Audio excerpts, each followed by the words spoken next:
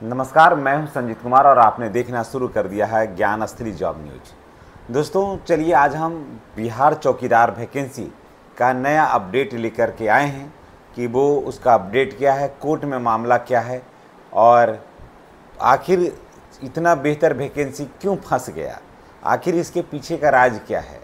क्या वास्तव में जो लोग पूर्व से ही चौकीदार थे क्या सिर्फ उनके आश्रितों की नौकरी मिलनी चाहिए या फिर नए लोगों को नौकरी मिलना चाहिए। अगर सिर्फ उनके आश्रितों की नौकरी मिलती है तो हमारे संविधान में जो समानता का अधिकार है उसका कहीं हनन तो नहीं हो रहा है। तो आइए चलते हैं, इन सारे बातों को जानते हैं कि बिहार चौकीदार वैकेंसी 2025 आखिर रुक गया तो क्यों, क्या ये रुकना सही है या फिर जो नामांकन की सुविधा थी या फिर जो उनके लोग जो रिटायर होते थे, जैसे किसी का कोई रिटायर हो रहा है तो अपने पुत्र को नॉमिनेट कर देता था कि ये मेरा बेटा जो है मेरे बाद जो है इसमें नौकरी करेगा। तो क्या ये परंपरा समाप्त होना चाहिए? इन सारे मुद्दों को लेकर के हम आए हैं और हम बताते हैं कि आज आखिर सुप्रीम कोर्ट में क्या मैटर है और ये वैकेंसी कब निकल कर आ रही है। तो चलिए थोड़ा सा हम लोग इसको एनालिसिस कर लेते हैं तो इसको थोड़ा ज़्यादा क्लियर हो जाएगा आपको। देखिए क्या है कि बिहार सरकार के चौकीदार नामांकन नियम क्या था। संशोधित संस्करण 2014 के तहत ये प्रावधान थे कि चौकीदार सेवा से निवृत्त होने से पहले आश्रित परिजन को नामित कर सकते थे। जैसे 2014 से पहले क्या था कि जैसे कोई रिटायर कर रहा है, बाप रिटायर कर रहा है तो वहाँ पर अपने बेटे को खड़ा कर देता था कि मेरे जगह पर मेरा बेटा जो है इस कार्य को करेगा। ठीक है, ये था नियम 2014 से पहले। आगे देखिए, इस नियम के खिलाफ मुकदमों की शुरुआत हुई और यह प्रावधान संविधान के अनुच्छेद 14 यानी समानता और अनुच्छेद 16 यानी सार्वजनिक रोजगार के अवसर का उल्लंघन करता है। समझ गए? ये संविधान के अनुच्छेद 14 समानता और अनुच्छेद 16 सार्वजनिक रोजगार के समान अवसर का उल्लंघन करता है। ये कहता है कि सबको समानता का अधिकार होना चाहिए। आज ये हैं तो अगले परिवार के लोगों को रोजगार मिलना चाहिए, लेकिन ये था कि जिसका बाप है उसी का बेटा फिर होगा और जिससे कि सार्वजनिक रोजगार का जो समान अवसर है उसको ये रोकता है, यानी कि एक ही परिवार के पास ये रहता है। लेकिन देखिए यहाँ पर तो ये रोकता है, राजनीति में तो ऐसी नहीं होती है। राजनीति में नहीं है, बाप अध्यक्ष है ना, बाप अध्यक्ष है, उसके बाद उसका बेटा अध्यक्ष हो गया, पार्टी का सर्वेसर्वा उसका बेटा हो गया। बाप सांसद हो गया, उसमें 2 को बेटा है तो दोनों सांसद हो गया, कोई एमएलसी हो गया। वहाँ नहीं हो रहा है, लेकिन रोजगार जहाँ देना है वहाँ पर ये नियम लागू हो जाता है।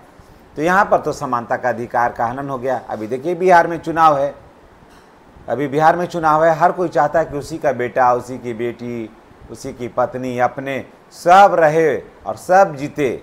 यहाँ पर तो समानता का अधिकार का हनन नहीं हुआ, लेकिन ये कहता है कि ये समानता का अधिकार का हनन है, यानी कि जिनके पिताजी चौकीदार थे उनका बेटा चौकीदार नहीं होगा, उनको नामित नहीं किया जा सकता है।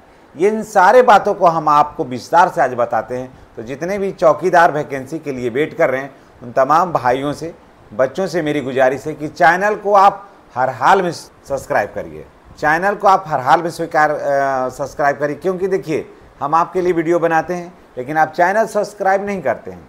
चैनल सब्सक्राइब करिएगा तब ना इस वीडियो को अधिक से अधिक ग्रो मिलेगा, इसका रेशियो और हाई होगा, आपकी मांग मानी जाएगी। तो आप लोग क्या करते हैं, देखते हैं और छोड़ देते हैं। इसलिए जितने भी हमारे सज्जन हैं जो हमारे वीडियो को देख रहे हैं, बच्चे देख रहे हैं, मित्र हमारे देख रहे हैं, उनसे मेरी गुजारिश है कि चैनल को आप हर हाल में सब्सक्राइब कर दीजिएगा। हम आपसे ये आशा करते हैं, हम आपसे ये भरोसा करते हैं। देखिए अब आगे फिर क्या है, थोड़ा इसको भी जान लेते हैं, आपको सब कुछ क्लियर हो जाएगा। पटना हाई कोर्ट ने इस नियम को असंवैधानिक घोषित किया कि नहीं, अपने जगह अपने बेटे को आप इसमें नहीं दे सकते, ये गलत है। अब देखिए फिर हो गया मामला, क्या मामला चल गया सुप्रीम कोर्ट में। अब देखिए सुप्रीम कोर्ट में क्या कुछ होता है, सो जरा देख लीजिए। राज्य सरकार ने पटना हाई कोर्ट के इस फैसले के खिलाफ सुप्रीम कोर्ट में स्पेशल लेप पेटिशन दाखिल किया है, जिसको बोलते हैं SLP दाखिल की। समझ गए? देखिए क्या है, सुप्रीम कोर्ट में अब क्या हुआ, राज्य सरकार ने पटना हाई कोर्ट के इस फैसले के खिलाफ, पटना हाई कोर्ट कहा कि ऐसा असंवैधानिक है, तो राज्य सरकार कहाँ चला गया इसको लेकर के, सुप्रीम कोर्ट, वहाँ SLP दाखिल किया इसके खिलाफ कि नहीं, मने बाप की जगह बेटा कर सकता है। सुप्रीम कोर्ट ने 19 मार्च 2025 को इस SLP को खारिज कर दिया कि नहीं, हाई कोर्ट जो निर्णय दिया है समानता का अधिकार वो ठीक है और सार्वजनिक रोजगार के समान अवसर उपलब्ध होना चाहिए। सुप्रीम कोर्ट फिर कहा, फिर आगे देखिए क्या कहते हैं होता है, खारिज आदेश के साथ सुप्रीम कोर्ट ने पटना हाई कोर्ट के निर्णय की पुष्टि की, अर्थात चौकीदार पदों पर वंशानुगत नामांकन की अनुमति देने का नियम रद्द किया जाए। यानी कि जो पहले से बाप काम कर रहा है तो बेटा अब नहीं हो काम करेगा। सुप्रीम कोर्ट ने स्पष्ट किया कि सार्वजनिक रोजगार कोई पैतृक या वंशानुगत अधिकार नहीं है, सबको इस पर मिलना चाहिए। न्यायालय ने यह कहा कि सार्वजनिक पदों पर नियुक्ति वंशानुगत आधार पर नहीं की जा सकती क्योंकि यह संविधान के समानता और समान अवसर सिद्धांत से ये टकराती है। अब क्या होगा सो जरा देख लेते हैं। इस फैसले के बाद अब स्पष्ट हो गया कि चौकीदार का पद पर वंशानुगत नामांकन का प्रथा बर्दाश्त नहीं की जाएगी। यानी कि अब जो है, जो लोग रिटायर करते थे तो बेटा का नाम दे देते थे, अब वो नहीं होगा, अब बदला है। उसके बाद फिर देखिए क्या है कि जो प्रावधान है, जो रिटायर होने के बाद पहले चौकीदार अपने आश्रितों के नामांकन की अनुमति देते थे, अब वो लागू नहीं होगा। अब इस मामले में असर यह होगा कि इस पर क्या होगा, अब खुली वैकेंसी होगी, इस पर अब एक खुली वैकेंसी होगी और सारे लोग इसमें आवेदन करेंगे।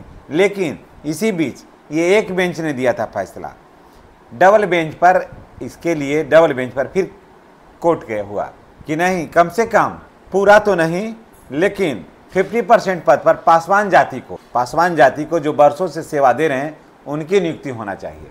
अभी देखिए मामला कोर्ट में है। राज्य सरकार भी चाहती है